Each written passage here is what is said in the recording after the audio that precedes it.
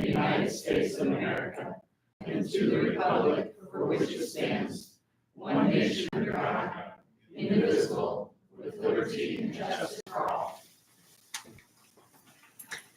Thank you. Would you please turn off your cell phones so they won't disrupt the meeting? Or silence them, whichever you prefer. And Krista, will you call roll? Heidi Larson. Here. Eric Copley. Here. Ashley Overton. Here. Susan Braun. Here. John Hedges. Here. Erica Weaver. Michelle Skidmore. Here. Under 2.1A, reception of visitors, Matching High School Food Pantry, Tammy Munyon, MHS Secretary. You are up. All right, let's go.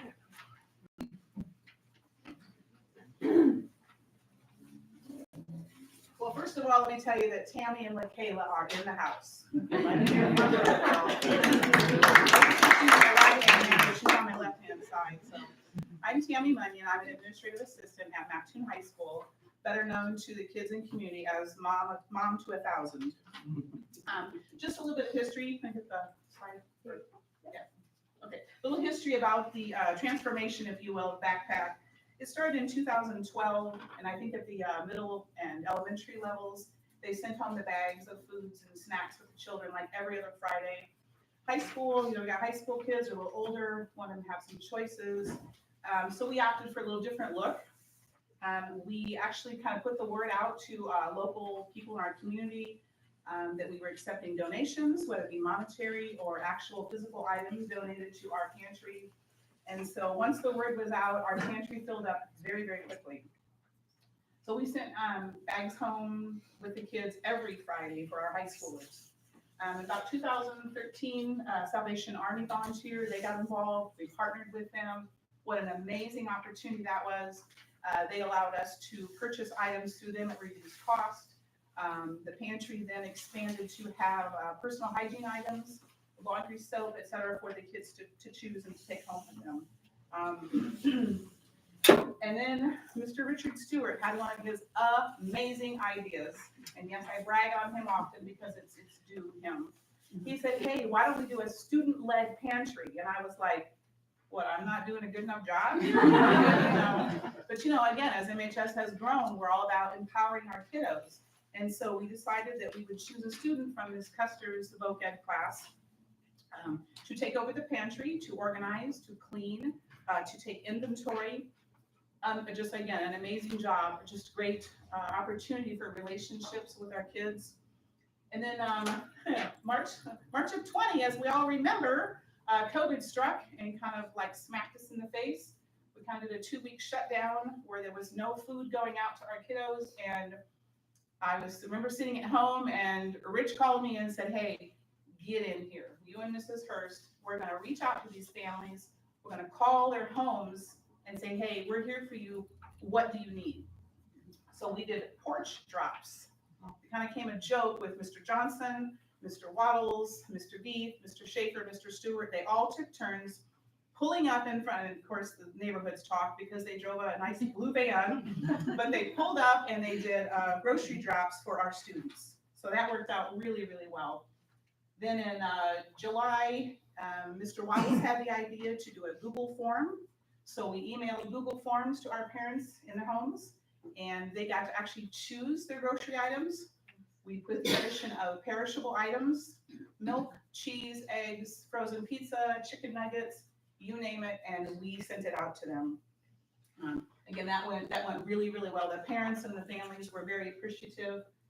In November, then, when the kids came back to in-person learning full-time, we continued with the Google Forms and orders. We didn't do home deliveries at that point because the kids were there. They just took the stuff home with them. And again, so office pickup. We didn't do perishables at that point because you can't exactly have kids taking eggs, milk, and cheese at home in their book bags or on the school buses. So, and then August 21 to the present time, we're kind of on an at-need basis. Kids come in at just whenever they want to, and they get food from the pantry.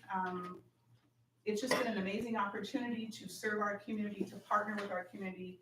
We're very proud of what we do. Breakfast bars, Pop-Tarts, crackers, chips, bottled water, handed out every day on a daily basis.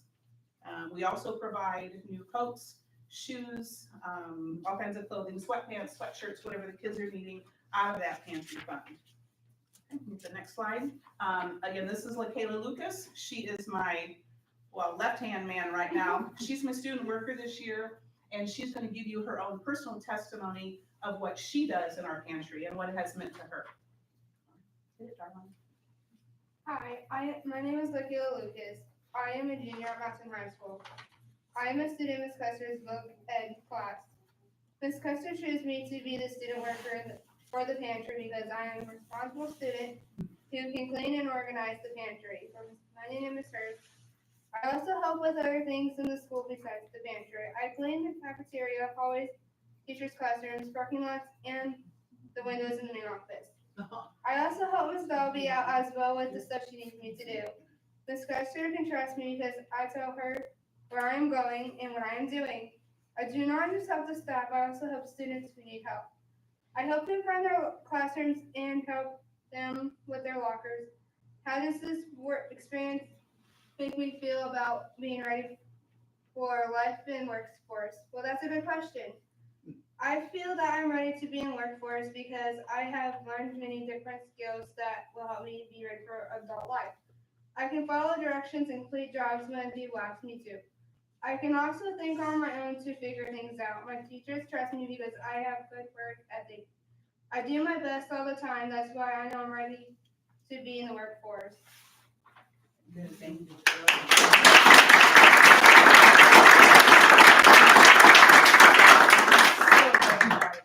MHS Pantry meets not only the needs of the students with food and hygiene items, but the pantry is way more than that, guys. Our food pantry is way more than that. Social emotional needs of students are met each day. Students come in not for just a bite of food, a bottle of water. They come in for a hello, a hug, advice, but mostly they come in for love and acceptance. And I'm proud to say that at MHS, our push for social emotional learning is one that's at the top. I mean, I would say, don't throw anything at me, it's above academics in my heart. It really is, because if we don't have that piece in place, we're not going to get academics with the kids. Mrs. Hurst and Mr. Waddle work very closely with us, just making sure that that pantry does provide more than needs. It's a social emotional for them. And then the opportunities, as LaKayla just shared with you, she works very, very hard in our pantry, and she is so proud of what she does. The organizational skills that she's learned, the communication skills that she's learned are going to ensure that this young lady right here, whether professionally or personally, she's going to do well in life. And again, so very proud of her. She's going to show you a couple of the pictures of some of the things that we have in our inventory that she has stocked. So we have cake mix, we have syrup, macaroni and cheese, hamburger helper, spaghetti, and ramen noodles.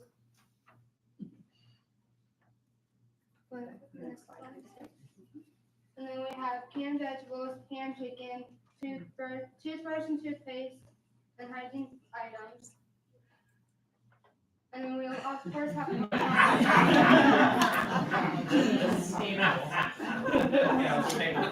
Yes, let me tell you, Pop-Tarts and breakfast bars, and now it's a joke. Throw them across the room with the kids, it's fantastic. In closing, I just would like to say a public thank you to just some of our local businesses, churches, and there are many, many private donors that have sent to us on a regular basis. I don't ask for this. I don't have to put anything out on Facebook.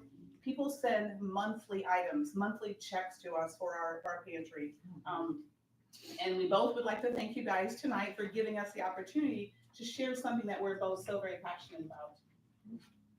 Good? All right.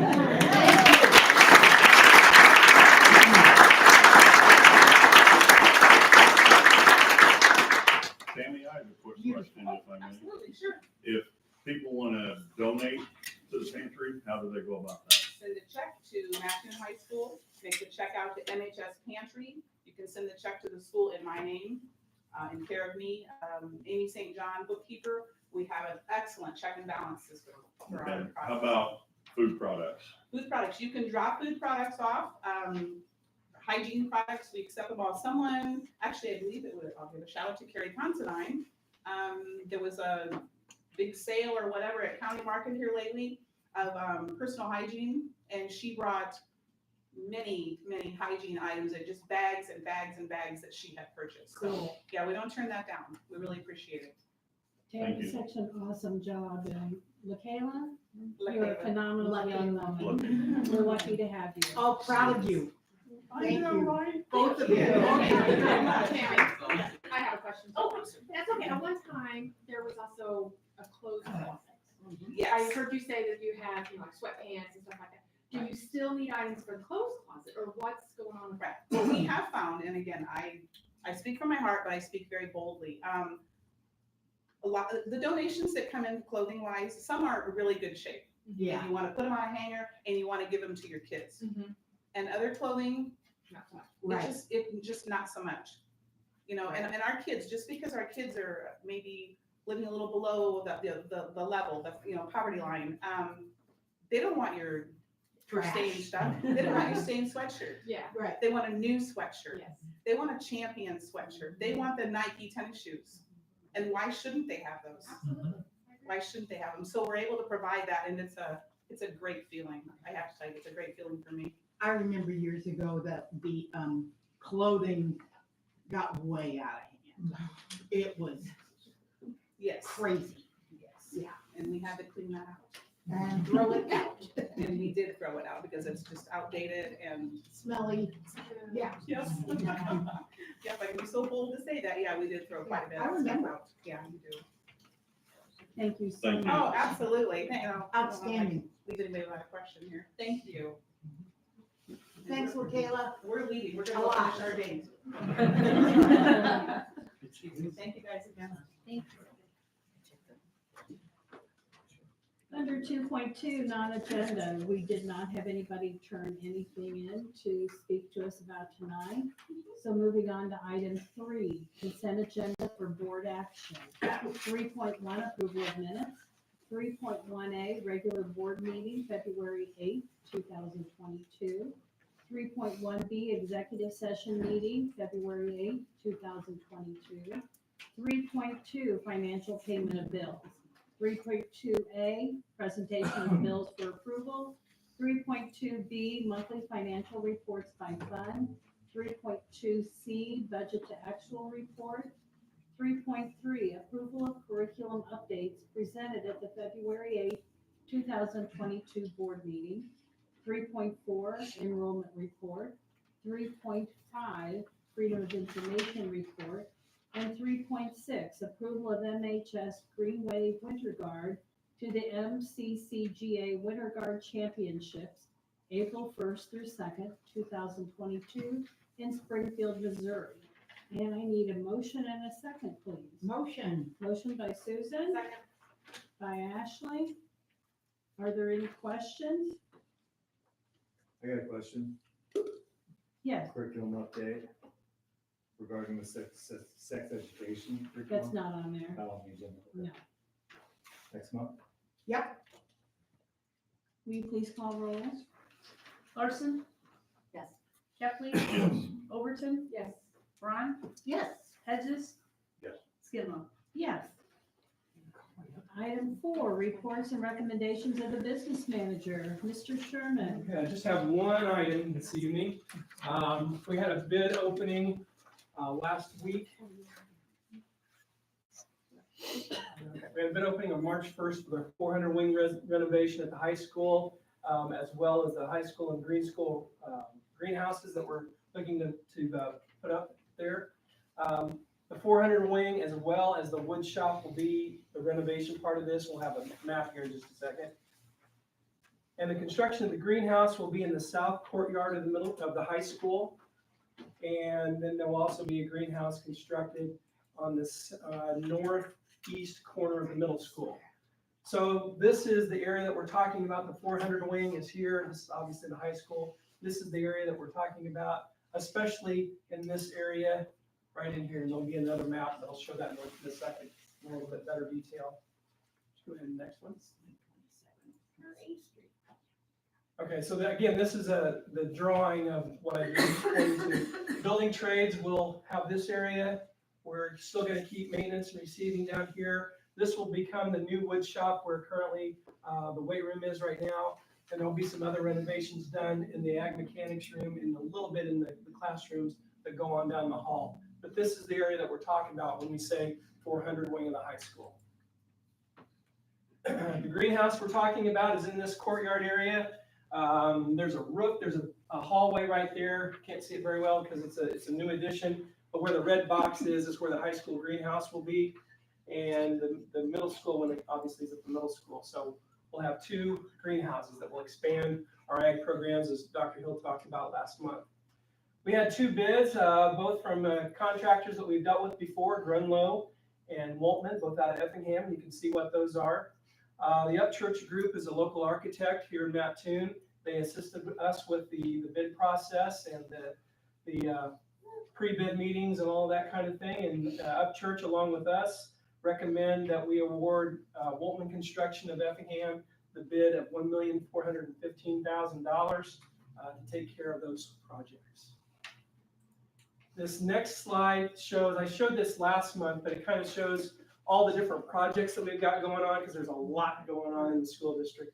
You can see on the left there what the projects are and what the expenses are. In the first 2 columns, we obviously have the lift building across the street, the high school athletic piece that we received a little bit less than half of it is grant funded. The sports center piece that we talked about a couple months ago, that's the next thing on there. The 400 wing that we just talked about this evening that hopefully will get approval tonight. There's 2 other pieces that have not been bid out yet, and they have to do with parking lots, both at the high school. Those are the last 2 bottom pieces there.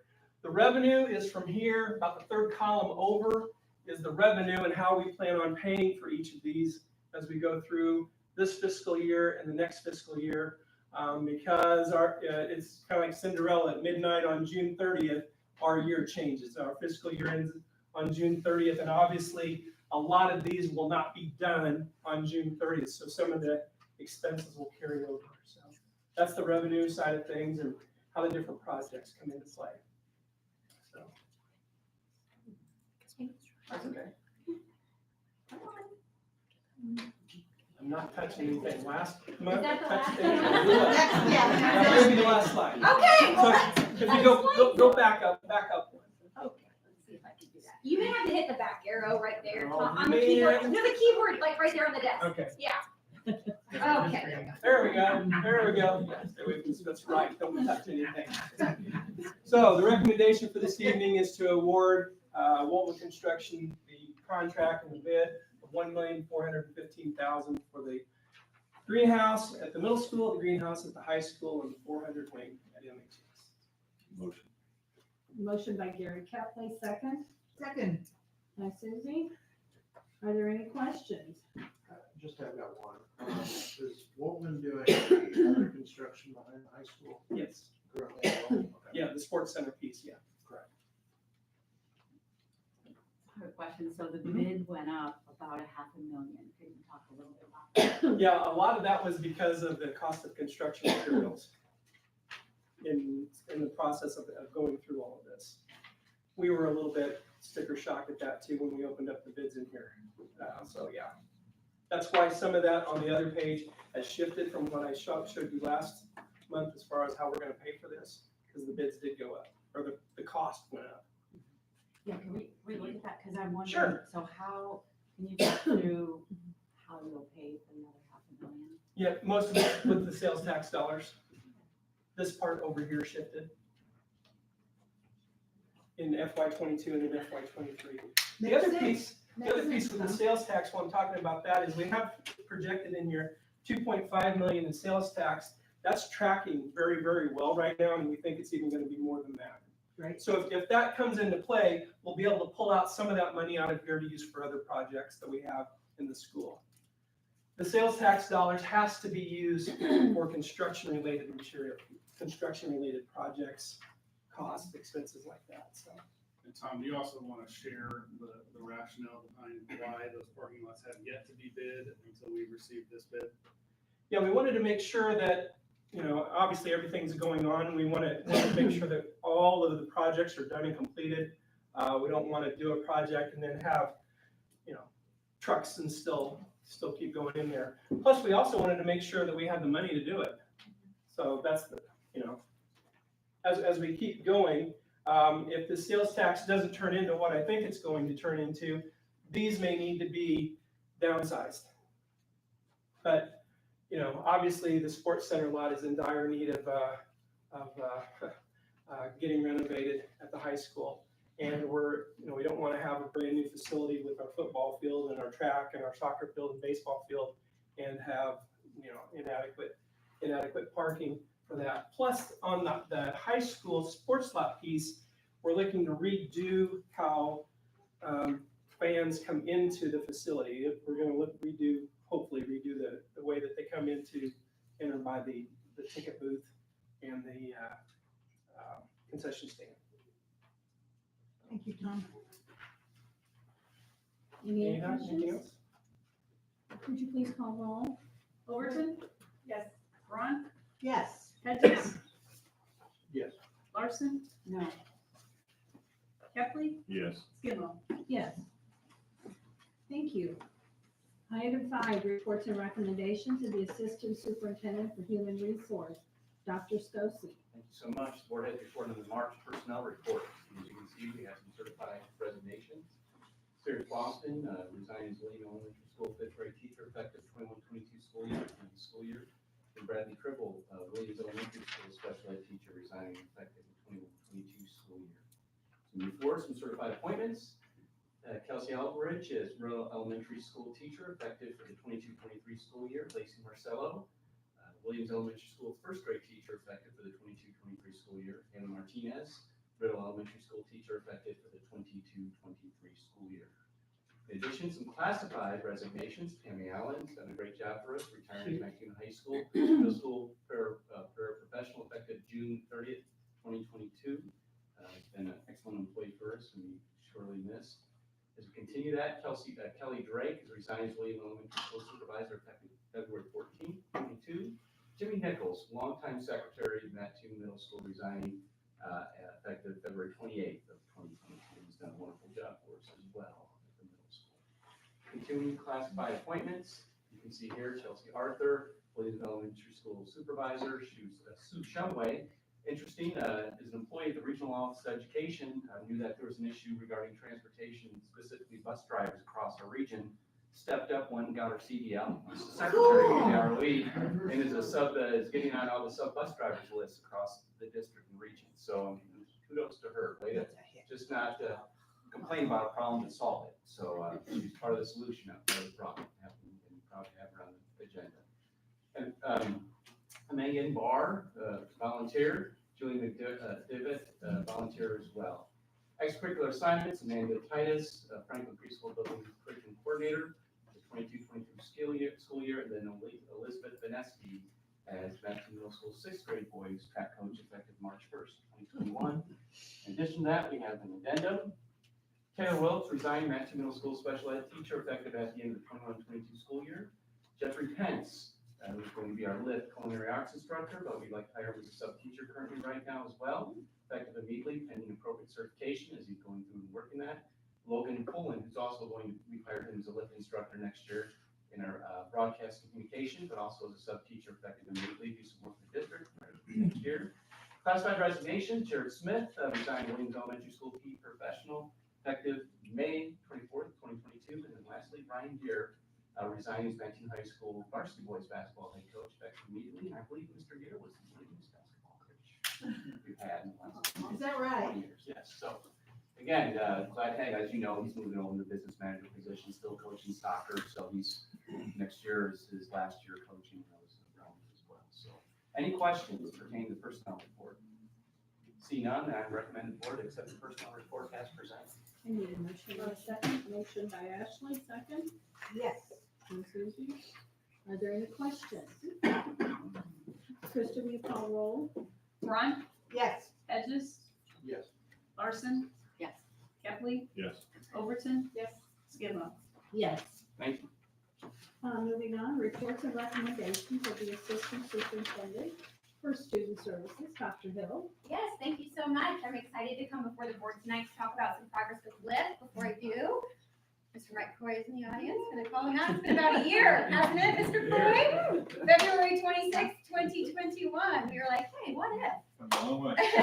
Yeah, so really excited to be able to share some of the curricular and programmatic progress we've made at LIFT. Also, just for the board, and I think this will be posted, but if you haven't gotten a chance to see the work of our communication specialist, Kelly Pullen, has pulled together in our LIFT website. It's fabulous. Really recommend taking a look. Just really quickly, you can kind of see here are all of our amazing facilitators, and when you click on one, it'll take you, oh, well, let's do Jess, she's here. And you can learn more about each of the programs that are there. There are behind the scenes photos, all kinds of good stuff. That's not the topic of my presentation, but I couldn't resist the opportunity to encourage you all to play around. She's done a great job. Tonight, I'm going to talk about some curricular updates in two of our pathways. These two pathways have gotten a ton of interest from industry partners. We are up to, I think, something like 10 certificates possible for students to take and earn in these pathways in the areas of manufacturing, construction, as well as HVAC and green energy. So the board will recall last summer, we had about 150 community members come together and develop what we thought would be the right classes, the dispositions for the facilitators, make recommendations for the floor plans, and then we hired facilitators, and they are blowing the doors off of our expectations. We've been getting together about every other Thursday, to develop the actual courses. And in doing so, these two gentlemen have come up with several additional courses they would like to offer for students. So they're developing these classes. They're all with proficiency scales and certificates. And so tonight, we're going to share with you what they are proposing. This is tiny. You have a paper copy. I will just tell you that this is Mr. Brown's program. He's facilitating construction and manufacturing. And these courses, he's proposing and proposed to the curriculum coordinating committee to add in addition to the courses that are already listed in the program guide. We've been on site visits across the Midwest to career technical academies, and what we're offering is heads above many of those facilities, just the number of opportunities, and really kudos to those other facilities we learned from, because they were able to tell us, what they thought would work. So these courses specifically, Foundations of Technology, students will earn a credential in electricity that will take them into industry. Beginning construction and carpentry. We decided to add these courses because students could conceivably take our construction trades at the high school and this and building trades. So we've really built out that program by adding these two options. So students who are really passionate about that they could take a lot of different classes. In addition, industrial maintenance one will give kids a lot of experiences with maintenance kinds of things. They're going to get an OSHA 10 certificate, so they'll be, again, prepared for the workforce. So kudos to Mr. Brown. He's put together modules for all of these classes, and I said, the more classes we approve, the more curriculum we have to build. And they're like, yeah, these are my people. All right, Mr. Dan Compton, extraordinary work. So his programs are HVAC, which Johnson Controls is our industry partner, and they've been great about providing the curriculum that will result in a certificate. So Dan's worked really hard around additional classes related to energy. And he said, okay, so the way that the advisory group proposed we do these energy classes makes some sense, but what if we had some general studies about energy and they got a sample of a lot of different energy types, and then they picked kind of a pathway. Like maybe they're really interested in solar or wind or electric vehicles. And he's having some exciting conversations with some industry partners and some of the electric vehicle companies that you might be familiar with.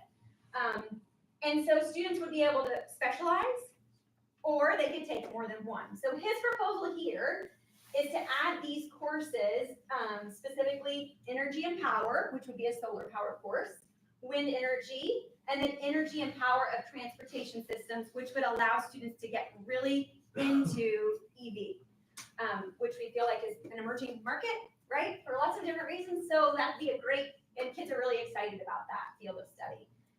Then he's kind of expanded in this robotics field. A lot of manufacturing is evolving to this. And so he has been working on NOCTI and FANUC, robot technician credentials.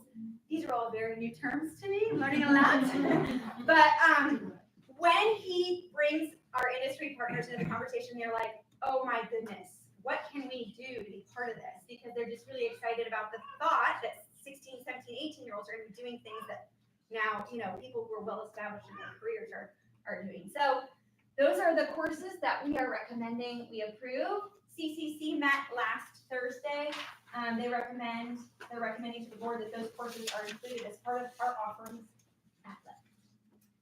So I would recommend, or I would entertain a motion or ask President Skinlow to entertain a motion to accept those courses as presented. I need a motion and a second for board action on the additional lift courses. Johnny Hedges, and second? Yes. Gary? Any further questions? I do have one, and Yes. that is, are students enrolling in these programs already? Yes. We are up to Yeah, tell me your 32 numbers. students, and that doesn't count our Mattoon High School students. We had our Mattoon High School amazing counselors, and Carla Dufford came over last Thursday, met with our facilitators to talk about what that registration process looks like, because it's unique. So kids will say like, oh, I'm really interested in HVAC. Then they'll get in the program, and credits will be awarded based on their completion. So a student could earn anywhere from 1 to 3 credits if they work through those courses. So we were able to talk through them with that. Tuscola has, I believe, 19 students registered already. For us? Yes. Are you kidding? No, and I should say, McLean and Chris and Dan are actually in Villa Grove tonight. They're presenting at a career fair. I think McLean has been on the road like every single night over the last month, going to different school districts and talking about these programs. We have Futures Day at MHS tomorrow, and Lyft will have a table there with a really cool banner. So kids will be able to stop by and answer some So questions. right now, we don't have Mattoon students They even aren't in yet. enrolled. They are interested, and our counselors have like an idea of how many kids want each program, and we looked at that data, but we haven't added them in yet. They haven't That's what I completed wanna the enrollment application. So we'll know next month. Yeah, we will. And I think we're at 14 districts who signed the IGA.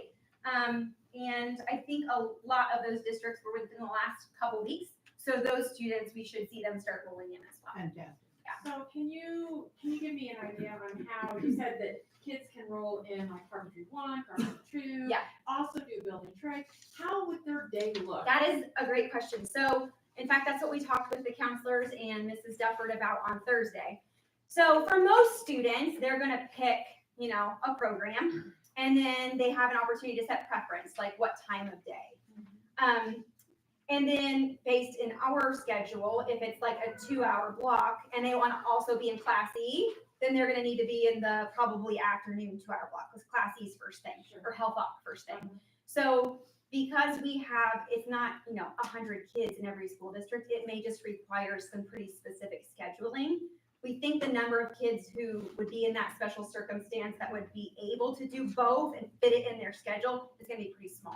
Because they're still going to have some core classes. Yeah, I was gonna say with the corporate, I know you have to have, it's hard to get 2-hour It is. sections. Yes. in your Now, day. the other option is that students will be able to participate in after school. So if there's some kids who really want to be in something, or they want to get a certificate for whatever reason, or that experience, facilitators have the option to offer an after school bonus section. And then the summer will offer 2 concurrent sessions that students can enroll in as well. Yeah, so that way as many kids can do it as possible.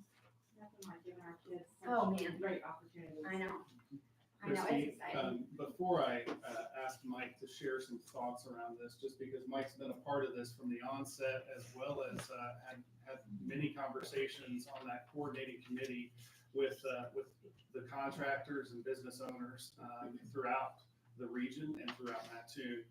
Can you address, maybe back up to some connections that Mr. Compton has made around EV and the electric vehicle market? Just because I think that that's an exciting piece for our students that maybe want to mention how that networking is starting to develop. Yeah, so I think he's probably watching, he'll probably kick me if I name drop too many companies because he's like, Christy, it's not done yet.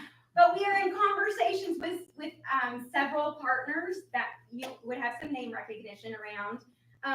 And equally exciting is that the Illinois Department of Economic Opportunity and Commerce brought their deputy director down to talk about what this means for the EV market and also workforce development. So that is a huge push right now, especially in the Midwest. And so there are some partnerships developing at the state level too. You can add whatever you want. That's a good segue here. Mike, you know, Mike, you've had some conversations over the years with local contractors and the impact that we see, especially with these specific course offerings and the need in the workforce. You want to talk a little bit about that? Yeah, in my prior experience, you know, we used to have apprenticeship programs in the area. We'd get 100 kids or 100 young people apply for an apprenticeship program that maybe had 16 seats. Now, at recent times, we're not even getting to 16 to apply. So we're hoping that these kind of opportunities will take some kids early and show them good way to make a great living. And they'll have the opportunity to screen themselves a little bit, whether, yeah, I like this or I don't like this and I'll do something else, you know. And it also would give the opportunities for some kids that are undecided about college. Hey, maybe I ought to think about this instead of not putting college down, but give them something that maybe they can get in the workforce a little sooner. And I gotta believe that the employers around there are ecstatic. Yes. So, I think we can get a job for this young lady today that we're just talking before she, gets out of the building. So a lot of good things going on. I am a little curious how you're going to screen when you get 200 people, maybe 100 seats. Yeah, that's a great question. So our process for enrollment is based on high school size initially. Okay. So we provisioned a proportionate amount of seats per district based on enrollment. So took the total enrollment of the 28 schools. And that's the whole building, Christy? Yes. Okay. Yep. So we basically did it by pathway. So we have 60 seats per pathway total. Okay. Because we have 3 sessions and a max of 20 students per session. So across those 7 floors, there's 420 seats. Okay. And so then by pathway, we said, what's Mattoon's proportion of that 60 seat? How many? And so first round, anyone who signed the ITA gets that many students to enroll. Everybody else is waitlisted.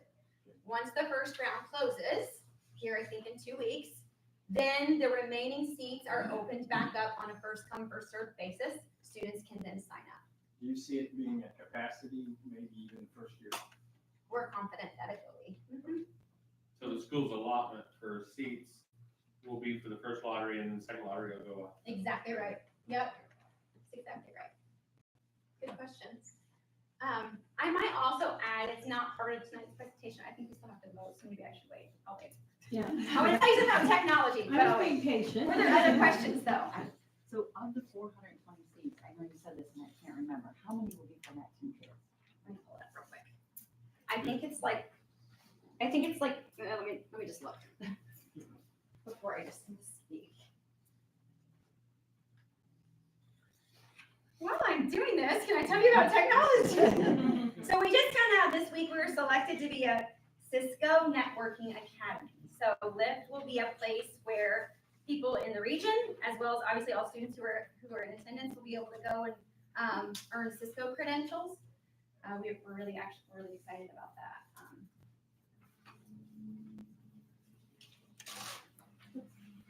Sorry, it's the wrong information. Give me a second. I kind of say you said 6 or 6.4 or something. It is something random. Okay.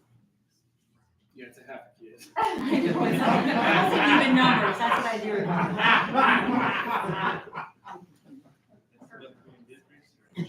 Well, and as, We didn't as have enough Christie seats. We're gonna have described, to you know, cut once you that's, once we truly know. Your- that a lot your of head- the your head courses, can go. Some of the conversation around that, we've got like Tuscola, who's been extremely supportive from the beginning.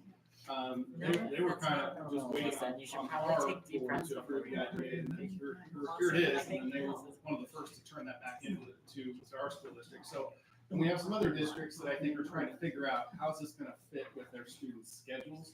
So I think they're kind of, at this point, looking to see how this first year gets started, and then they look to kind of onboard the second year. So I think that we may have an opportunity here with the lottery to offer it to those first adopters, if you will, that are willing to kind of jump in, so. 9.55. Yeah, so and to Tim's point, our students will be our best recruiting tool. So like these kids who are in first, we plan on, you know, capturing their outcomes. Like, you know, we had 420 students. We're working with industry partners in 4 potential partnerships right now. One is site visits, the other is guest lecture on site, the next one is mock interviews, and the fourth opportunity is apprenticeships, internships. And so our partners are signing up for 1, 2, or all of those things. So after year 1, we'll be able to say 100% of students who can lift have the opportunity to interview with industry, or, you know, so we'll be able to capture those outcomes and get those kids to tell the stories for us. And then how does, I'm trying to wrap my head around this, so how do certificates equate to, like if they got a 2-year degree from Lakeland? Okay, that's a great question. That's a great question. So, it's actually, they're actually 2 different things. So part of a degree program may be certifications, but trades oftentimes need certificated workers to perform certain things. Sure. So like, I could go get all my degrees, but if I don't have an OSHA 10 or a ServSafe certificate, I'm not going to be able to fill some jobs. So we see it as an and. Lakeland is a part of our partnership, or our Lift Thursdays too. And so there are some classes that will have both. They're going to have, you know, their CPR certificate and also a dual credit in early childhood. So there's some options where there's both. There won't be any classes that are certificate only. They're gonna get high school credit in addition to that. And some are both. So it's even at Lakeland, and Rich had tons of conversations with them about this too. Lakeland's programming is starting to try to incorporate more of those certificates as well, because it's what employers, they're gonna pay for that training when they hire someone. So if they can get an employee coming to them with that training already, it's a step ahead. And then some of the programs will be dual credit classes, some will be high school, it just depends on. Yep, yeah, and honestly, that's stuff that they're working on every Thursday, like they're trying to figure all that stuff out. And a lot of that will evolve too over the first year, as we, you know, do the curriculum and we find new ways to add things, which they will. They're very creative people, Jessica being one of them. First, will you call roll for this vote? Yeah. Hedges. Yes. Larson. Yes. Kathleen. Yes. Overton. Yes. Ron. Scanlon. Yes. Okay, the last thing with this is, basically, you'll remember we talked about capstone criteria. Capstone is one piece of determining summa cum laude. These classes that we just talked about were, they were all submitted an application to be considered a capstone course. We talked about this criteria last month. It's advanced study, it's a terminal class, at least half of the work is a higher cognitive complexity.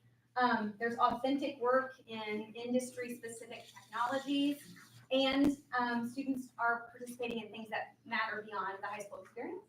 So CCC recommended that these courses would be added as additional capstone courses. What that does is it just prevents kids from not taking something because they want to get SUMA. So we would recommend, the CCC would recommend that we incorporate those lift courses beginning next school year. Okay, motion by John, second by Ashley. So that's separate from what you just presented, correct? Yes. Okay. All right. Krista, we call roll. Larson. Yes. Kathleen. Yes. Overton. Yes. Ron. Yes. Hedges. Scanlon. Yes. Okay. Keep going. All right, no action on this presentation tonight, but we had some conversations around just wanting an update kind of on how we're approaching SEL in the district. And so we have some amazing leaders here tonight to help tell this story. Just to kind of remind the board and in our community, if people are watching tonight, what social emotional learning is. We're cultivating the whole person. We're developing the whole person. We're teaching students how to have self-awareness, self-management, social awareness in management through relationship skills, making responsible decisions, and thinking about their future self. So that's part of what we're teaching and learning in the district, in addition to all the academics. Tons of benefits to SEL, and the board has all this information and research embedded in the presentation. We wanted just to hit a few highlights that matter, we think, to the community that we serve. So obviously academic performance is impacted. When we have mentally well people, they're able to learn. And so when we teach skills on how to regulate emotions, how to identify emotions, and how to work together collaboratively, our academic outcomes increase. And this national data shows that increases pretty significantly. In addition, it helps them just regulate and manage stress and peaks and valleys. And this, of course, is different than a clinical diagnosis of depression or other mental health disorders, but it does help students improve their attitudes about themselves and about their school and about others. We also see a lot of financial impacts. When we explicitly teach SEL, we teach students how to work well together, how to manage and lead their life with intention. We see a return on our investment of $11. And that's obviously like life outcomes, right? So when we help students develop their whole selves and see their future potential, they become productive citizens who become part of our community, pay taxes, and they live a happy, productive life. In contrast to people who aren't well or don't know how to manage those very real feelings, they can become dependent on some of those social services. So this is another really important reason why this is important for our community. We love this too, because we're about being future ready. So beyond high school, these outcomes really matter. Employers, this goes back to our conversations this summer, right? When we talked about like, what are you looking for in graduates? Oh my goodness, yes, they want them to be able to read and write, but if they could read and write, but they can't work with the person next to them and they blow up and storm out, then we just really haven't gotten very far. So 92% of employers nationally say this is important, and this is reflected in our local data collected by our own Chamber of Commerce as well. It's in demand. Parents also say it's very important. You'll see high schoolers themselves. 76% of high school students say they would prefer a school that prioritizes seeing them as a whole person. Makes sense, right? They prioritize that instruction as well as academics. I mean, our kids are dealing with a lot. Like, they're in a lot of stress. And so teaching them explicitly how to handle that is important. You can see educators across the board see this as an important component of our well-articulated curriculum and a piece of the student that we want to help develop. School counselors, 73% say, this is as important as the other things that we teach and learn, and it supports mental health outcomes. You can see that in public service. This was a really interesting statistic, I thought, as well. So people who choose to go into public service, we find that those who are well-developed in terms of understanding responsibility, choice, self-regulation, collaboration, cooperation, they'd engage in military, national, or public service. Again, one more time, just careers, workforce development. It's the 21st century skills that we've talked a lot about, developing problem solvers, critical thinkers, because they're going to be solving problems that don't exist yet, right? So we can't possibly teach them what that content is. We have to help equip them for futures. So how do we do that here? The board kind of asked just for a quick update. So we wanted to show you this slide because we think, first of all, it's most important to note that like what we do in classrooms is nestled inside of a community, right? And with families. And then we get to schools and classrooms and the teacher-student and student-student relationship. But every part of society has a piece to play in the development of our students as whole people. And we've got some notes over here that just kind of talks about what we've been intentional about. We've tried really hard to think about alignment, intentionality, so setting aside time and curriculum. We want it to be applied in real world contexts, measured, and focused. So, John, will you help pass out some papers for me? It's right next to my name tag. It's gonna look like this. It's really small, so let's give everybody it on piece of paper. All right, so Jess, I can't remember, and Jen, you were part of that. How many people did we have work on this? Was it like 30? 30 people? Yeah. So when we think about social emotional learning and developing all of those characteristics, wow, that's really huge. So we spent quite a bit of time looking at what are national standards, what do employers want, where was part of that, those few days that we did this too. And we said then locally, what's important to us? What resources do we have? And then developmentally, what makes sense from kindergarten through 12th grade for a really well-articulated experience?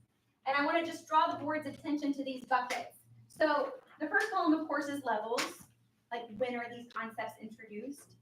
But the next one, you can see that we value relationship skills. So kids have opportunities to intentionally cultivate relationship skills through a variety of measurement topics from kindergarten through graduation. Management of self-management skills. Again, you can see that column, self-awareness, community contribution. And then Mr. Stewart and Dee Dolby have done a lot of work around what the futures experience potentially look like. And so we integrated that in as well. So what you have is just our articulation of an intentional and systemic approach to developing graduates who are life ready in these 4 domains, plus have had some experiences. And you can see the order in which they're introduced and practiced. So with that, I'd like to invite some rock stars to come up and talk a little bit about the specific ways we do this at each level. So I would like to welcome Laura Smith and Jen Taylor and Jessica Clausen, who have been champions of SEL in our district for many years and have assumed the role of a social emotional learning coach in our buildings. So our first up, I think, Laura, if you wouldn't mind just talking to the board a little bit about what this looks like at the elementary level. Absolutely. Our elementary educators have, like Mrs. Mannion said, for years and years and decades, understood the importance of building those relationships with our students and starting our day in a place where our students feel a sense of community and a sense of family. And that's been happening for decades. We're just kind of putting a structure to it, putting a name to it, and defining it a little bit more. At the elementary level, we have something called morning meetings or community meetings where our students come in. A lot of them eat breakfast during that time, so it really develops a sense of family. We have some structured activities. There are some greetings where students can check in with their teachers, check in with each other, check in with our emotions, and check in with our self-regulation, and really start the day feeling comfortable and feeling happy to be at school. Talking through some of those things that might have happened before school or some of those burdens that they're carrying in, and really helping them process through those things. We have some sharing activities, some sharing time. Students do a lot of role play, a lot of scenario, talking about a lot of social emotional situations. They do a lot of team building activities. We have some structured activities through our Leader in Me framework and through our Second Step program, where there are some actually direct lessons that are taught during that time. We do a lot with our wildly important goals, our goal setting. Students do some individual goal setting, some classroom goal setting, some school-wide goal setting. We have some accountability discussions where we keep track of how we're meeting those goals.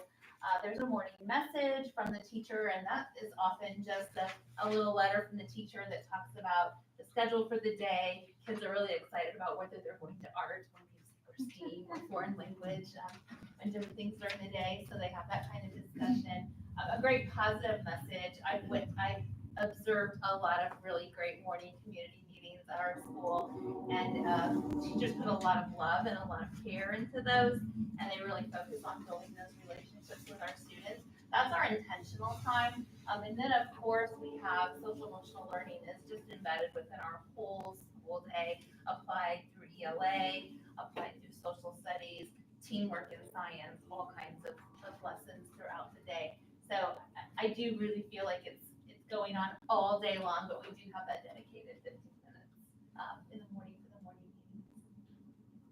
Lots of work has been done there, yes. And then our students go from Riddle or Williams to the middle school, and Mrs. Taylor's gonna tell you a little bit about that structure. So we just continue to build on all of that greatness. So we get to start our day every day with our students for 24 minutes in advisory. So we have that shared breakfast together, family style, like just having a few minutes to reconnect, check in for our day. I included different activities at the middle school. It depends a little bit. We still do that explicit instruction on those skills, but we also work to provide a lot of opportunities for them to cultivate and practice those skills and have authentic opportunities to do that so they can see those leadership skills in themselves. So every day we've got students who lead announcements, and those are shared on the district website. It's completely student brand, so they share upcoming events and celebrations and great things that their classmates are doing, some really great jokes. Yeah, we get some good stuff. So we start our day together watching those, and then we use Second Step, which is an SEL curriculum, 6th, 7th, 8th grade, continues to build. And then we work to have that grade level wide, so then teachers can continue, okay, well, remember what we talked about with growth mindset. Let's talk about how that applies here and continue to make those connections throughout the day. We also do 7-habit lessons and boosters, continuing to build what they did at the elementary school to talk about like the practices and principles that go along with habits and how they can live those. We do a lot with goal reflection, so setting goals, but then also a process of achieving those goals too. So helping take that time to reflect, where am I at, where do I want to be, what do I need to get there, checking in with their accountability partner, and then some work with their leadership portfolio. So throughout their middle school experience, they can continue to build a portfolio of them. So their identity, the things that they're proud of, their wins, their leadership opportunities, their celebrations, and then they can see that growth and progress throughout their time with us. Yeah, and then we launch them. Yes, and then We we launch to them. high school. You're being launched. We are being launched to the high school, and much like they were saying, starting that day with that intentional time, we have that 20 minutes to start the day, which is called wave time, and we're in year 2 of having that. It is really, and I brought a crew with me tonight to help out just a bit, but when we're really digging into this, you'll see that we also have that Leader in Me curriculum that is explicitly used in some of those wave time chunks. We talk about data. We use data from the Leader in Me, which is the MRA, that's a measurable results assessment. We also use our panorama. We have data from that, and we can look at that data and kind of personalize to each wave time, maybe the content that students are requesting or where we see some of those strengths or weaknesses. And then since we have been launched to the high school, we're trying to gear a lot of this towards what is that future? What is that end in mind? And so we build in that career and college exploration piece. But as we were really digging into this goal, some of the words that jumped out is building the trusting and meaningful relationships. And after our students come up here and they talk a little bit about what wave time is and some of the activities that they are doing as student-led activities to do just that, to build trust, to have meaningful relationships. The kids can come in, they can start their day in the right direction.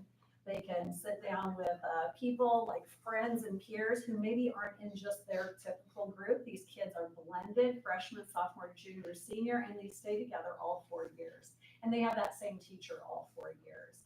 And so, coming from being a music teacher, I just know what that means when you can be with those kids developmentally through that time and to develop those meaningful relationships. And then specifically to support the whole person.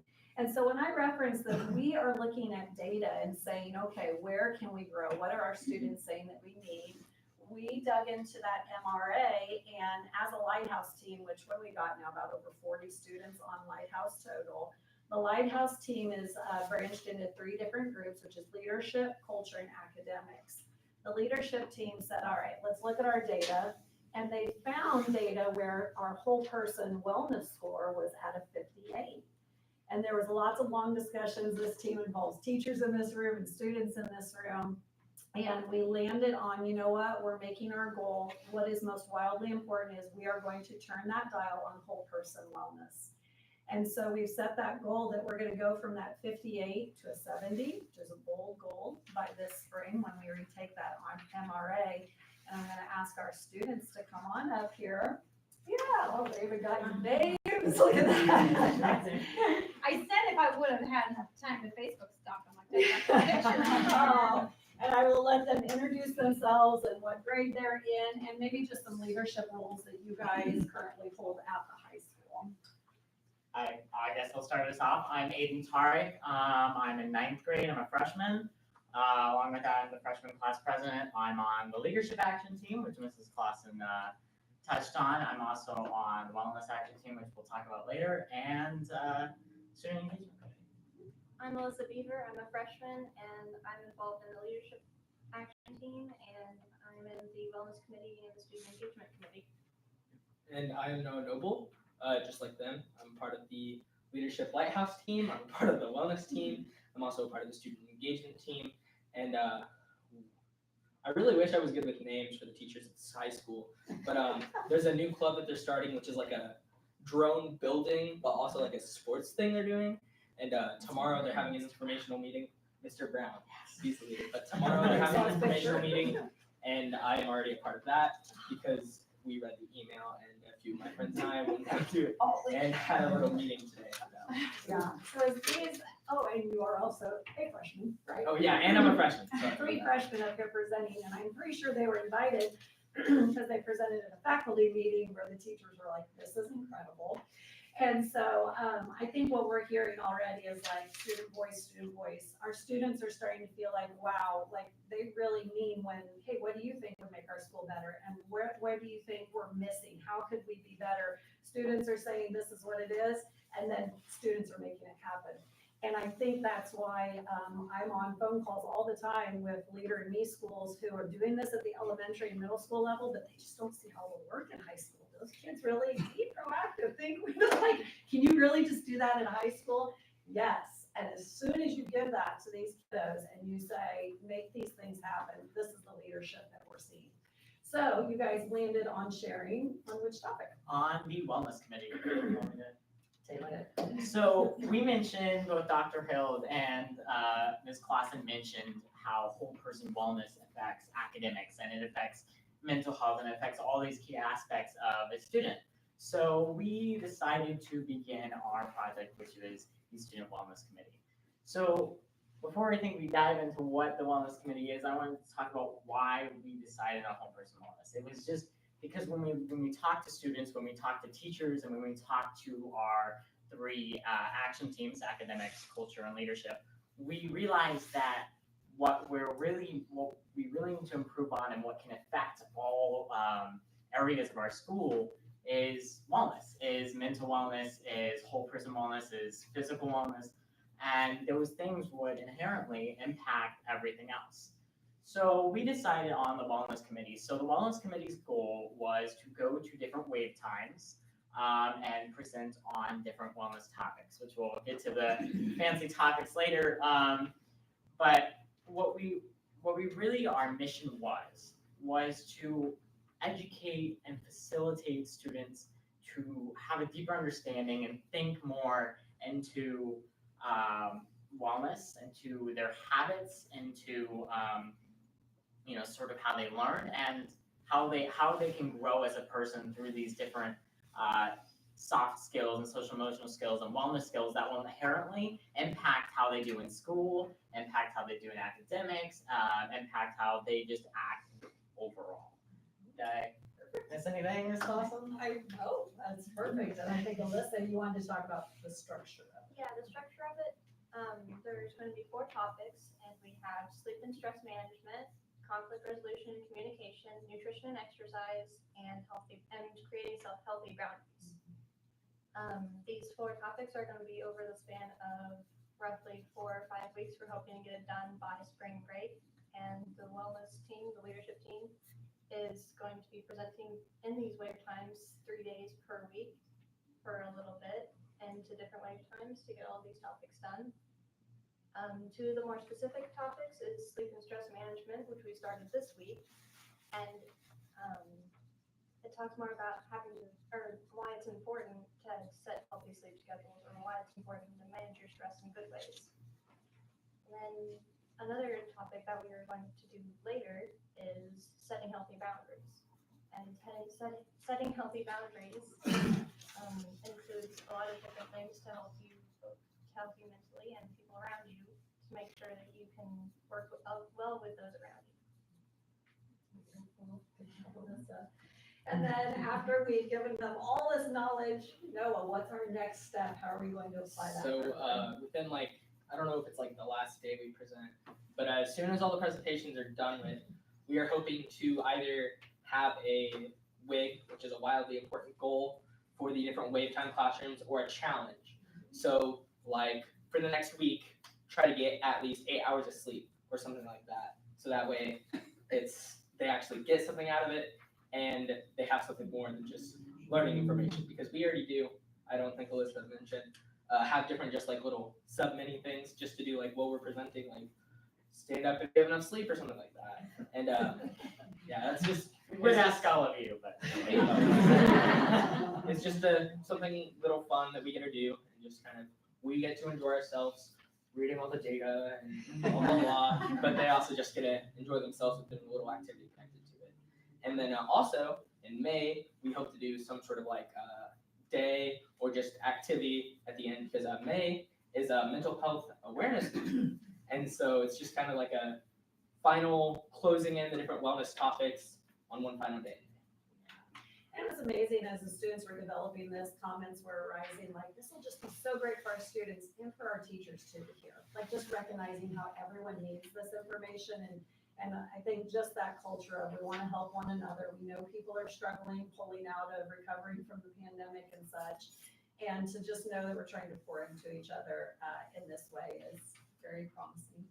And just to wrap up, just one last thing, I will say we started our first presentations today, and I'll say it was refreshing, because this project that has been 4 months, 5 months in the making, at the end there was we're almost at the end of the school year, is this good? But no, and then to finally have it start, and I did my first presentation to my wave time actually today. It was refreshing to see students participating, students, off their phones and talking to me about this is why I have so much stress. This is why we had to have that open conversation about, hey, this is what's bothering me. This is why I'm not getting 8+ hours of sleep at night. This is why I have so much stress. And it was good to see our work and our project really hitting home. Now, a bad thing with it though is that there might be some kids who don't listen. So it's just something we're gonna run into. And I don't think Aiden didn't want to shed any light, but we might run into the challenge of some wave times just not completely participating. But I mean, at least to me, it's not about them participating and not wanting to take the information. It's about us reaching out to give the information. If they don't reach back, we can't do anything about it. But as long as we are trying to help them, that's pretty much our goal of this, isn't it? Circle their hands. Very good. Yeah, any questions or comments in the district SEL scope? And we're just going to direct all of them to these guys anyway. So, no, but really, any questions or? Just a comment, I mean, it's that young lady that spoke earlier. Wow, so impressive. And, people say, why are you on the school board? You guys are why, because we see what you're doing and your future's ahead of you. Thank you. Thank you for coming. It's always fun to see kids, to listen to you. And I think sometimes that students may not listen. and as a mom, sometimes my kids don't listen, but I'm still talking, I'm still talking. We can hold out hope, eventually. But I want you to understand from my lens, is what you're doing is imperative. And I think we all know from the communities around us that there was a tragedy this weekend and kids are hurting. And anything that you could do to help someone who sits in the classroom next to you or in the building is invaluable. So thank you for all that you do. And Noah, would you share with them how many other students volunteered to help be part of these presentations and maybe some of the training that you guys went through before you started this? So I don't know the exact numbers. They even just whispered it would be like 20, 25 in all. We're over 20. But it, honestly, to me, from our first day of our day of training, it looked like we had about doubled our numbers when we had our second training day. But at first, on my first training day was the Lighthouse Committee. And so we went over like the different 7 topics. And then we also just kind of prepared ourselves on the second to present and facilitate. We are trying to hopefully more facilitate instead of present. But sadly, with meetings like this, we might not really be able to facilitate. But hopefully in one of the classrooms, we get the facilitation skills to be in use. And so also training, I mean, they came to this very room, they were training Jeff Hearn from Franklin Covey. Many of those 22, 25 students started that day saying, I'm gonna learn this as a Lighthouse member, but I'm gonna go teach it to others because I don't think I can really get up in front of my peers and do that. And by 3:20, every student in the room was like, I'm ready, let's do this. They have found their voice. And other students who weren't at the training are hearing about it and saying, can I join that group? So it is, that ripple effect is happening. That pebble and those ripples, waves. Thought of it today. Thank you. So yeah, it's pretty awesome project, and we can't wait to also see the data, right? Just see how it does have that impact. We're happy to celebrate in May, and we're just excited as the kiddos who are receiving all of this amazingness. Like, these kids are just learning 7 habits, just like all others. All these kids are coming in having years now of the foundation. It only means you can grow that much more in such a strong foundation. And guys, my wife did it. It's funny you guys mentioned the wellness committee, because my wife's thesis was on sleep and success in the schools. And it's funny that her research is basically saying what you guys are saying as well, that take care of yourself, other things will follow. So I commend you guys for stepping up to it. Thank you. Yes, Peter. Yes. I just have one other random question, and I'm interested in blended space. Do we know from data, like, what do students report? Like, do they like having a mixed classroom? Do teachers like keeping the same students all 4 years? Is that something we're measuring, or? So one thing that I think is amazing about what we're hearing is just the variety of activities that the teachers have been using. Laura and I were just talking about so many cool things. I mean, Rebecca and all of us have talked today about this. So one is, it's very individual, because once the teacher learns who their kids are, and I always felt this way in teaching my classes, you learn your group and then you start to build. It's not a one size fits all. And I think there have been discussions about, would we make adjustments if it's just not a right fit? So just today, we started the day with having a wait time planning meeting for the next year and starting to have those conversations. I would say though, with the wave times where I really created some strong relationships, they have really enjoyed the consistency. They just really feel like they know each other. They're asking each other about just, personal aspects of their life that they might not have those connections from. But I do think it's worth really digging into and seeing, what is that best moving pieces of it. I don't know, you can ask these guys what their opinion is. They're all freshmen though, so. I mean, I can't talk for statistics, and I've only been in the school for 5-6 months now.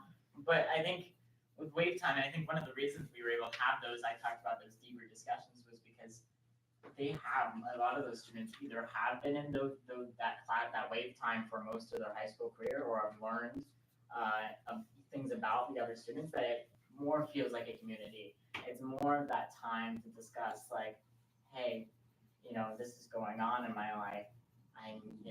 What can I do to make sure it doesn't impact me too bad, or how can I make this time feel like a family? So yes, as a student, I think there is more of a connected feel by time. But yeah. Well, we want to thank the board because this amazingness happens because they're given an opportunity to grow. And that happens because you value SEL and you value the work that so many people have done. And it really is distributed, right? Like you say, this is important to us because it's important to our community. And then we have the opportunity as adults to say, all right, how do we do this? And then we can empower amazing leaders to continue to spread that. So thank you for giving them the opportunity to shine tonight and also for the opportunity for these programs. We appreciate it. And thanks for the time. Thank you.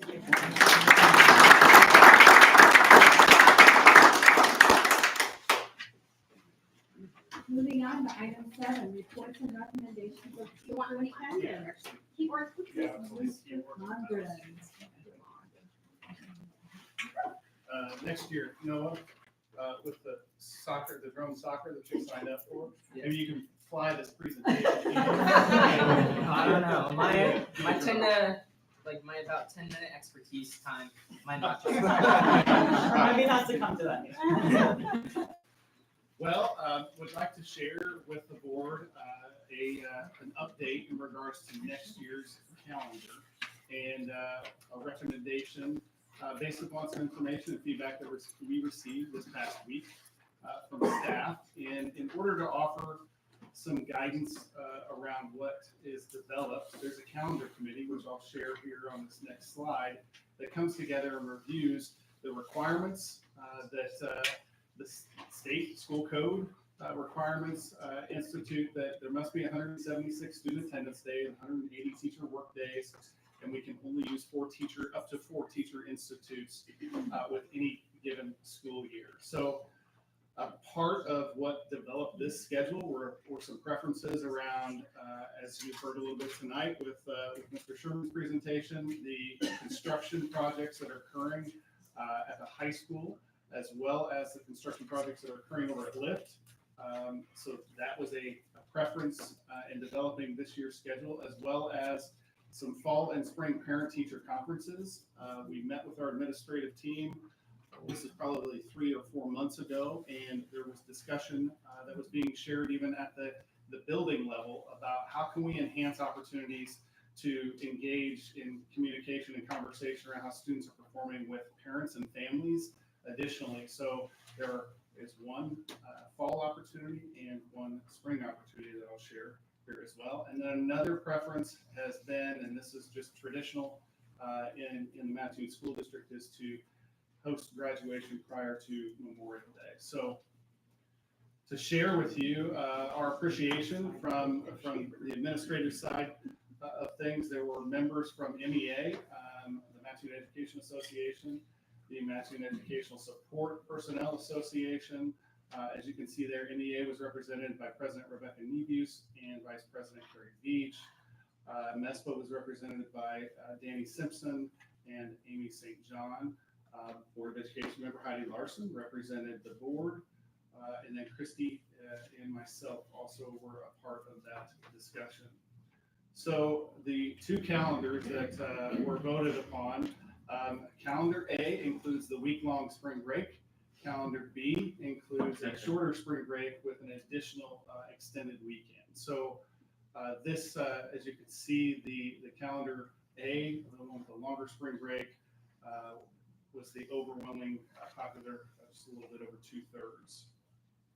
So to talk about what that breakdown looks like for student and teacher attendance by semester, the first semester, as I alluded to earlier on the second slide, one of those preferences included construction, and the first semester is actually 4 days shorter than this current year, and that is due to the fact that we've got some projects that need to be completed, and with some supply chain pieces that we hope that hopefully get resolved. We'll hopefully have those projects wrapped up, and students will be able to be in those areas starting August 17th. Will be the first student attendance day that I'll show on this next slide. And then the second semester, as you can see there, a little different and a little bit longer in that sense of student attendance days as well as teacher attendance days. So kind of get into the start of school. There are 2 in-service days, as traditionally have been done throughout the district. One year, I believe we had 3 to start when we implemented some Leader in Me. But the first 2 days will be Monday, August 15th and Tuesday, August 16th as teacher in-service days. And again, as I mentioned, the first student attendance day being on August 17th, Wednesday, August 17th. The end of school, the last student and teacher attendance day is currently planned for May 24th. To kind of give you some bearing as to what that looks like compared to this year. We are still on track with the successful use of e-learning days to be out by May 23rd, as it currently exists, knock on wood. And graduation is scheduled to be Friday, May 26th, again, that weekend of that Friday weekend of Memorial Day. The 2 parent-teacher conference days are listed here, with the evening of Thursday, October 20th, and then Thursday, March 9th. And then students will not be in attendance on Friday, October 21st, which is similar to what we've done for the past 3 or 4 years now, where staff will have the opportunity to schedule those times with parents that are available to come in during the day. So there is a half-day in-service scheduled for Friday, March 10th, and they'll be released in a 2.5 early dismissal. So winter break is just shy of 2 weeks, December 22nd through January 2nd, and teachers will return for an teacher institute on that first day back on January 2nd for the start of second semester. And then students would return on that next day, that Tuesday, January 3rd. And as I alluded to, spring break, the week-long spring break, April 3rd through the 10th. We had over 2,500 respondents to the calendar poll that's taken at registration. And I believe, Heidi and Christy, that data reflected about 75% of respondents that wish to see the week-long spring break aligning with Easter. So to offer When is some. Easter, Tim? It is. I can't see that far. It is actually the 9th, I believe, of this Okay. next year. So it would be that Sunday the 9th.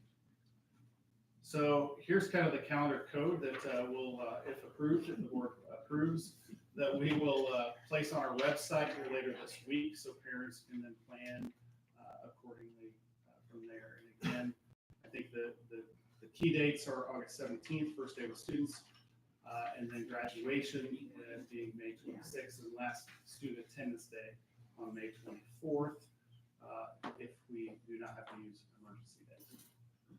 So with that, the administrative team, along with the calendar committee and the staff, would recommend the board to consider calendar A for approval for the 22-23 school year.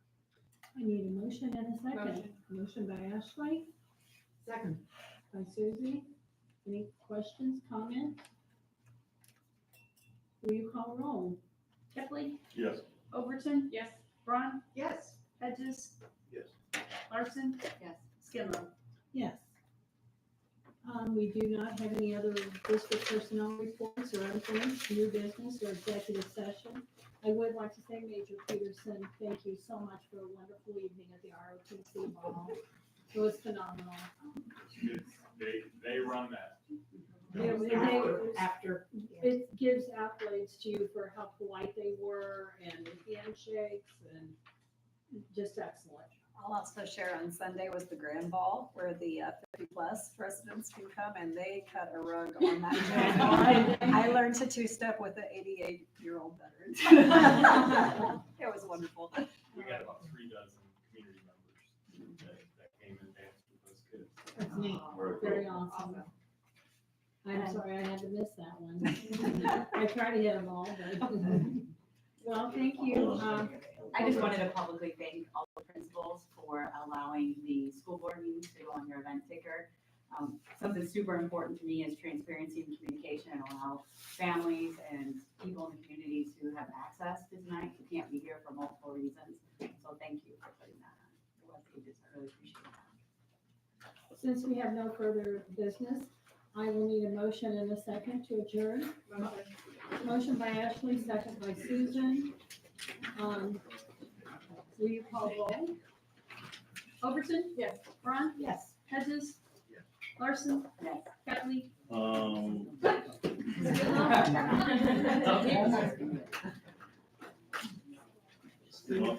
Yes, I was waiting to hear him, I'm sorry. Thank you, and please drive carefully.